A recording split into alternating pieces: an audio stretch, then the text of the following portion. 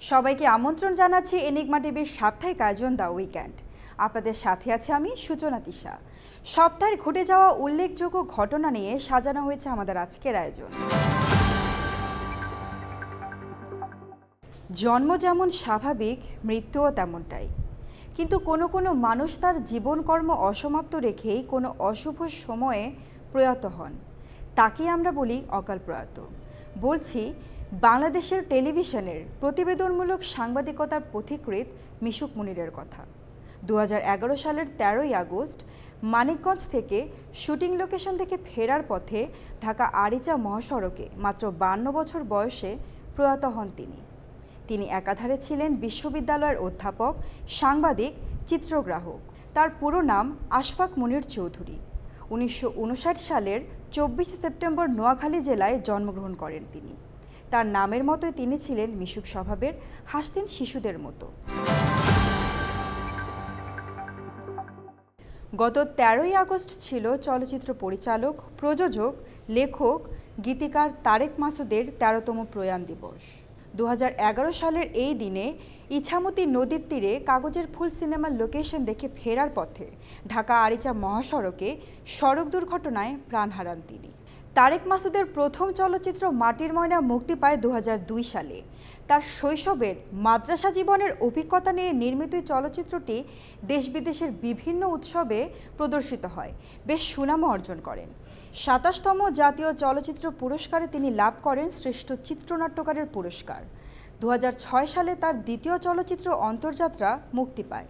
2010 সালে দেশে ছড়িয়ে পড়া জঙ্গিবাদ ও এর প্রভাব নিয়ে নির্মিত হয় চলচ্চিত্র রানওয়ে।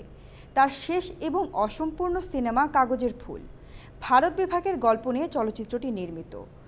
মাটির ময়না সিনেমার পূর্ববর্তী গল্প।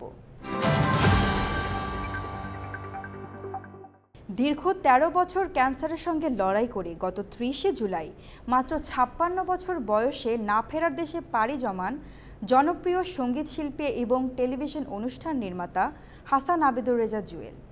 তিনি একাধারে ছিলেন জনপ্রিয় সঙ্গীত শিল্পী, টেলিভিশন অনুষ্ঠান নির্মাতা এবং ইভেন্ট ম্যানেজমেন্টের সঙ্গেও যুক্ত ছিলেন। আর্থিক টানাপোড়েনে যেন না পড়তে হয় তাই তিনি তার পেশাকে দুটো ভাগে ভাগ করে নিয়েছিলেন। তিনি গান করতেন হৃদয়ের টানে। আর্থিক টানাপোড়েনে যেন না পড়তে হয় তিনি তাই বেছে নিয়েছিলেন আরেকটি পেশা। শাফিন আহমেদ ছিলেন একজন সঙ্গীত শিল্পী এবং সুরকার। তিনি মাইলসের বেস গিটারিস্ট এবং প্রধান গায়ক ছিলেন। ব্যান্ডের বাইরেও তিনি সলো ক্যারিয়ারে বেশ সুনাম অর্জন করেছিলেন। তার জন্ম 1961 সালের 14ই ফেব্রুয়ারি। তার মা বিশিষ্ট সঙ্গীত শিল্পী ফিরোজা বেগম এবং বাবা সুরকার কমল দাশগুপ্ত। 1991 সালের প্রতিশ্রুতি অ্যালবামের মধ্য দিয়ে তিনি বাংলা গানের পথ চলা শুরু করেন। 2010 সালে তিনি ব্যক্তিগত কারণে মাইলস ত্যাগ করেন এবং রিদম অফ লাইফ নামে একটি নতুন ব্যান্ড দল প্রতিষ্ঠা করেন। গত 20 জুলাই ভার্জিনিয়ার একটি কনসার্টে হঠাৎ তিনি অসুস্থ হয়ে যান। আয়োজকদের উদ্যোগে তাকে দ্রুত হাসপাতালে নেওয়া হয়। সেখানে কিছুদিন ভেন্টিলেশনে থাকার পর গত 24 জুলাই প্রয়াত হন এই সঙ্গীত শিল্পী। অলিম্পিক প্যারিসের আসর শেষ হয়েছে এই সপ্তাহে। শেষ দিনের টান উত্তেজনায় পদক তালিকার শীর্ষে রয়েছে যুক্তরাষ্ট্র। 40টি স্বর্ণপদক জিতেছে মার্কিন অ্যাথলেটরা। সমমান স্বর্ণপদক জিতেছে চীনও। কিন্তু চীনের 27টি রূপার বিপরীতে যুক্তরাষ্ট্র পেয়েছে 42টি। 16 দিনের এই আসরে বিশ্ব রেকর্ড গড়ে 22টি এবং অলিম্পিক রেকর্ড গড়ে 132টি। প্রায় 4 বছর পর পাকিস্তানের মাটিতে দ্বিপাক্ষিক সিরিজ ম্যাচ খেলতে গিয়েছে বাংলাদেশ দল। এর আগে মুখোমুখি হয়েছে দুই দেশের এ দল। সেই দলে উভয় পক্ষেরই জাতীয় দলের বেশ কয়েকজন খেলোয়াড় রয়েছেন। মূল সিরিজের প্রস্তুতি হিসেবে টাইগাররা মাঠে নামাচ্ছেন মুশফিকুর রহিম এবং মুমিনুল হক সহ জাতীয় দলের 6 খেলোয়াড়কে। বাংলাদেশের বিপক্ষে 3 ম্যাচ সিরিজের প্রথম টি-20-র ভেন্যু বদল করেছে ভারতীয় ক্রিকেট বোর্ড। ধর্মশালায় অনুষ্ঠিত হওয়া ম্যাচটি গড়াবে গোয়ালিয়রে, তবে বাকি দুটি ভেন্যু অপরিবর্তিত থাকবে। এক বিবৃতিতে বিসিসিআই জানায়, হিমাচল প্রদেশের ক্রিকেট অ্যাসোসিয়েশনের ক্রিকেট মাঠের ড্রেসিং রুমের উন্নতি এবং সংস্কারের জন্য ভেন্যুটি পরিবর্তিত হয়েছে, তবে বাকি দুটি ভেন্যু অপরিবর্তিতই থাকবে। পুরো সপ্তাহ জুড়ে সারা দেশে দিন এবং রাতের তাপমাত্রা হ্রাস পেয়েছিল।